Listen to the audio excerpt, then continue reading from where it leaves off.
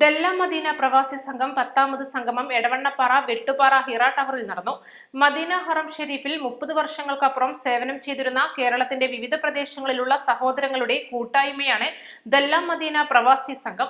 മുഹമ്മദ് സയ്യിദ് കൊടുങ്ങല്ലൂർ പരിപാടി ഉദ്ഘാടനം ചെയ്തു.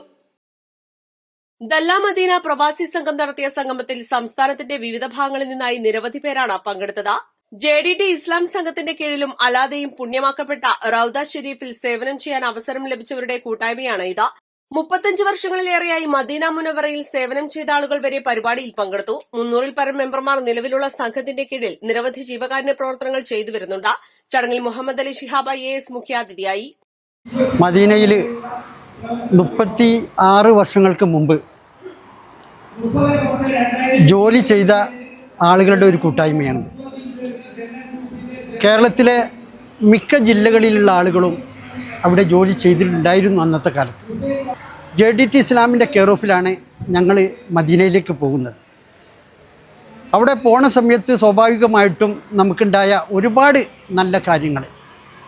അതുകൊണ്ട് തന്നെ ഞങ്ങളെ ഈ കൂട്ടായ്മ 300-ൽ അധികം ആളുകളുണ്ട്. സ്വാഭാവികമായിട്ടും ഒരുപാട് കാരുണ്യ പ്രവർത്തനങ്ങളും ഒരുപാട് പ്രവർത്തനങ്ങൾ നമ്മൾ ചെയ്തുകൊണ്ട് മുന്നോട്ട് പോവുകയാണ്. അപ്പോൾ നമ്മളെ കൂട്ടത്തിൽപ്പെട്ട പല ആളുകൾക്കും ഒരറ്റത്ത് നിന്ന് മറ്റേ അറ്റത്തേക്ക് ജീവിതം മുന്നോട്ട് പടാപാട് വിടുമ്പോൾ അവർക്കൊക്കെ എന്തെങ്കിലും സ്വാതന്ത്ര്യം എത്തിക്കുക എന്നുള്ള ഒരു ലക്ഷ്യമൊക്കെ ഇതിൻ്റെ പിന്നിലുണ്ട്. അറമിൻ്റെ ഉള്ളിൽ ജോലി ചെയ്ത ആൾക്കാരുടെ ഒരു കൂട്ടായ്മയാണ് ദല്ല മദീന ഗ്രൂപ്പ്.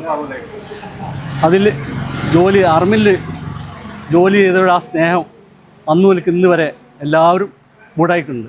അത് 10ാമത്തെ വർഷമാണ് നമ്മൾ എന്ത് ചെയ്യുന്നത്, സംഗമം ഇതാക്കുന്നത്. എവിടെയും കിട്ടാത്തൊരു സന്തോഷമാണ് ഇന്നിവിടെ വന്ന എല്ലാവർക്കും ഉള്ളത്.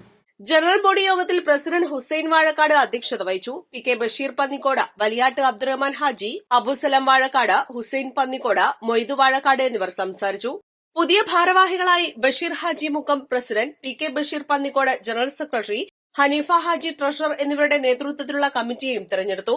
East live Edavannappara.